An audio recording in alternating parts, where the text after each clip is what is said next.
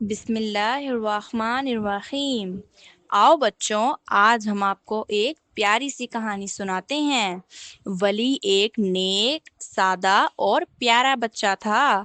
وہ ہمیشہ اپنے بابا کے ساتھ بیٹھ کر اسلام کے بارے میں سوال کرتا۔ اسے نیکی کے کاموں میں بہت مزہ آتا تھا۔ ایک دن ولی نے نرمی سے پوچھا، بابا زکوٰۃ کیا ہوتی ہے اور ہم اسے کیوں دیتے ہیں؟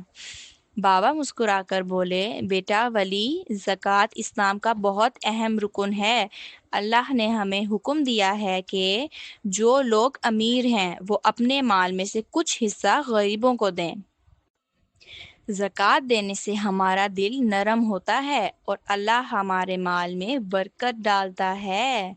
ولی بڑی توجہ سے سنتا رہا۔ اس کے دل میں ایک روشنی سی جاگ اٹھی۔ بابا نے ولی کو اپنے ساتھ لیا اور گاؤں کے غریب بچوں کے پاس لے گئے۔ بابا نے انہیں زکوٰۃ کے پیسے دیے۔ بچے خوشی سے چمک اٹھے، ان کے چہرے پر مسکراہٹ آ گئی۔